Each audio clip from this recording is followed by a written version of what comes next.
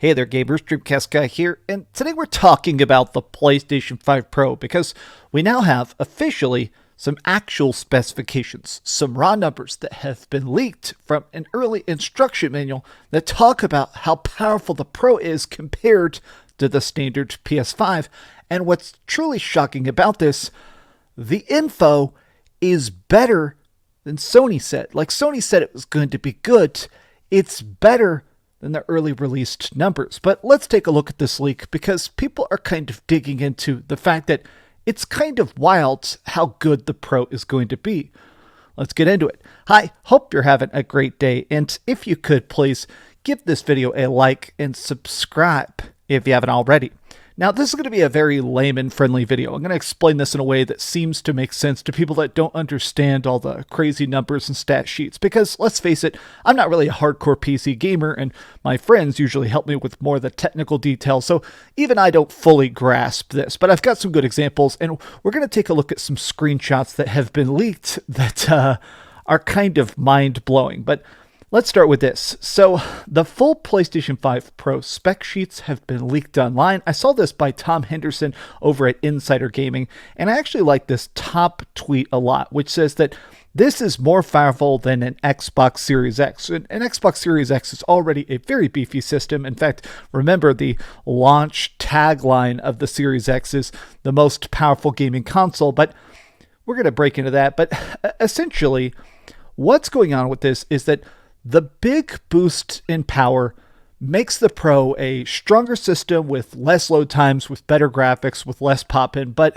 it's not a PlayStation 6. This is just definitely a better version of a PlayStation 5, and some of the specs make me think it is going to be closer to the PlayStation 4 to PlayStation 4 Pro than I originally assumed. So here it is. It's all in Portuguese, but people have translated it. Essentially, the big things that instantly jumped out at me is the fact that it's got more RAM, which makes the graphics better, and this, the DDR5 for operations. DDR5 2 gigs. That means that in general, the system is going to run a lot better in a bunch of different ways. We're going to get into that in a sec. I wanted to take a look, though, at this side by side. The PlayStation 5 Pro versus the base PS5. What you'll notice, 16.7 teraflops versus 10 teraflops. Now, people kind of make fun of that because teraflops is not the most hard number. Not necessarily higher number doesn't mean better games or bigger graphics every single time, because there is other background aspects of it. I think the Xbox Series X is a good example of this, where the Series X has a lot of teraflops, but obviously games seem to run a lot better on the PS5. But here's the other thing of it. 2 terabyte SSD versus the 520 gigabyte SSD. Having a 2 terabyte SSD, this is, in my opinion, unfortunately mandatory. I think the storage on these systems, it's the fact that games are too dang big. I mean, I love Final Fantasy. Final Fantasy 16 is like 100 gigs, I think.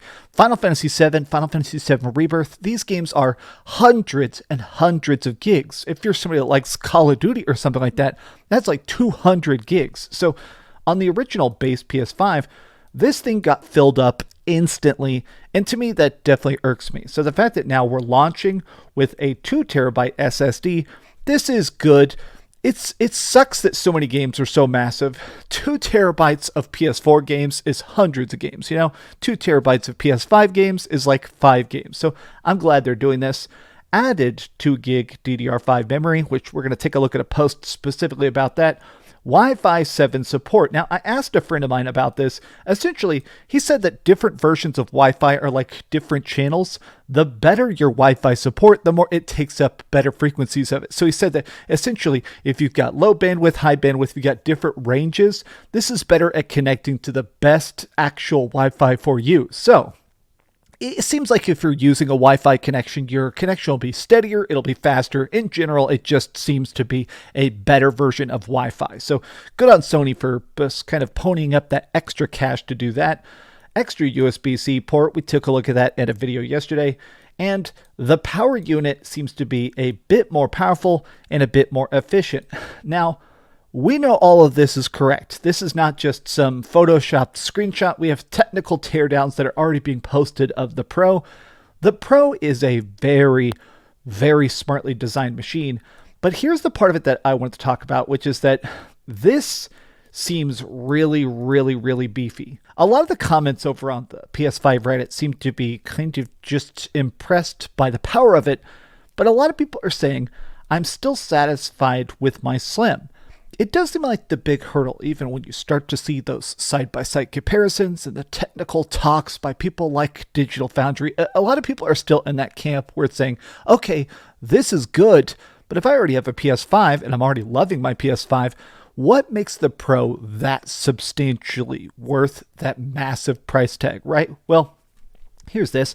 More RAM, faster memory, higher bandwidth, 2TB storage, 45% beefier GPU, RDNA features such as machine learning at the hardware level, spectral super resolution. This is the new thing that's supposed to make frame rate a lot more consistent, a lot better.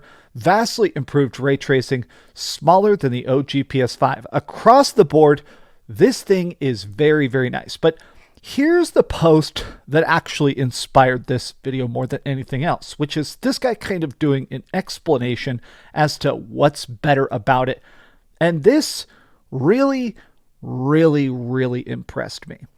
So in terms of the extra DDR5, it's kind of what we expected, but we didn't have any confirmation of it. It's essentially what the PS4 Pro did, adding extra dedicated memory to swap out non-gaming apps, with opens up additional VRAM for developers to use.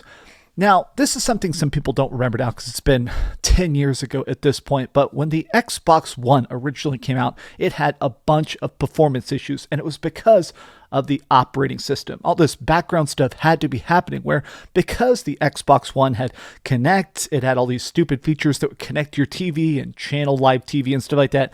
Because of that, part of the system was constantly partitioned off. It made it where even though the Xbox One wasn't a brick, it ran so much worse than the PlayStation 4 because it had all this other stuff that the system needed to keep running. So the PS4 also had that, right? But to a much lesser degree, that extra ability, that extra DDR, it makes it so that that can handle the background processes so games can be focused on having that extra big buff. I've heard people talk about it as removing the partition. So developers have access to more of the power that's already in the system. I think this is going to be pretty substantial. I mean, lately I've been playing a lot of Nintendo Switch, and while I'm playing it, I definitely noticed the fact that not only do these games have a lot of pop-in, not as does stuff run incredibly slow, like even trying to boost stuff up. Part of this is because obviously it's not an SSD, and part of it is the fact that obviously this thing doesn't have this amount of beef, this amount of power, this amount of RAM. It takes so long to even boot up N64 games. My point is the fact that this is the kind of beef that I think is going to make the system feel faster, even if this is just a tiny boost. But I wanted to take a look at these side-by-side comparison shots to end off, because these to me are actually wild. So these are PS5 Pro pictures. This one's right here. This is PS5 Pro with the ray tracing on and PS5 Pro with the ray tracing off. And I gotta say, either way, this looks insane. Like, look at this individual scuff marks on the brick. That this is like the realistic way of like where you're walking through a place. There's that kind of clean path where people walk the most. But Jesus, God, that the ray tracing.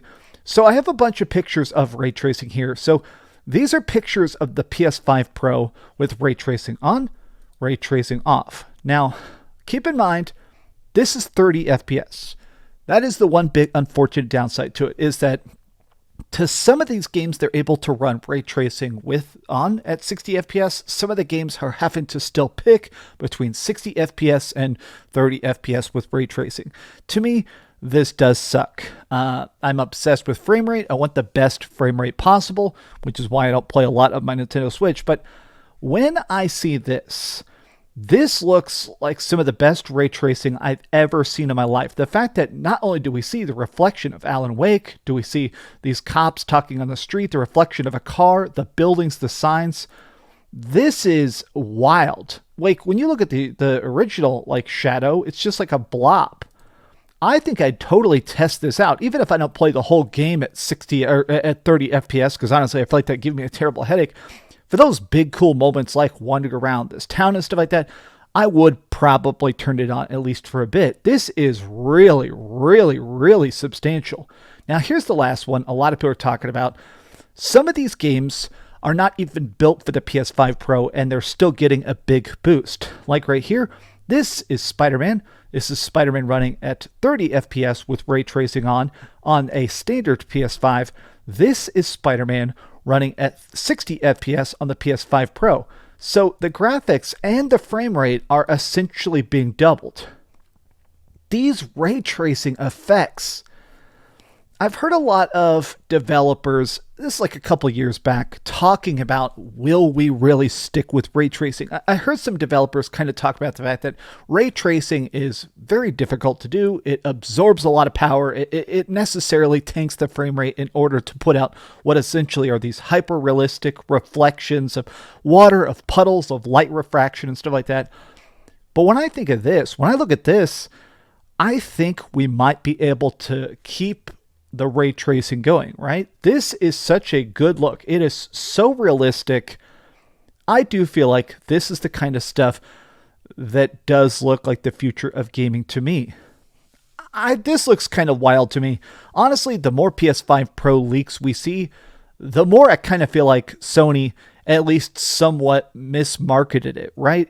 It feels like Sony was trying to be as careful as possible, as clear with the messaging as possible. I feel like they should have waited to talk about that $700 price tag because that's still the biggest deal breaker. In fact, even in a lot of these comment sections, people are basically like, bro, $700, man, I cannot pay that much. But I do think that if they'd started off and said, here is a PS5 game, here's a Pro game, here's how much better the frame rate is, showing the double frame rate, showing all that kind of stuff, I feel like that would have won people over.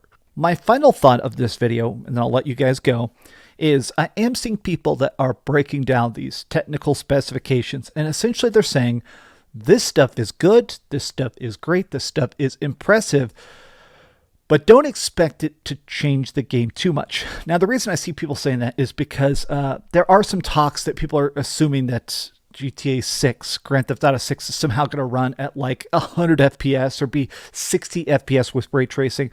These graphics are very, very good. I kind of have a feeling that as good as GTA 6 is going to be, I don't think that game's going to run above 60 FPS, and I don't think it's going to have ray tracing 60 FPS the way that Spider-Man does. If it does, I'll be pleasantly surprised, but I just kind of get a feeling that the highest end crazy technical pushers, the really big stuff, is still not going to be as beefy as you probably hope. But these are just some off-the-cuff thoughts. How do you guys feel about the PlayStation 5 Pro? Tell me your thoughts in the comments down below. And if you could, please give this video a like and subscribe if you haven't already.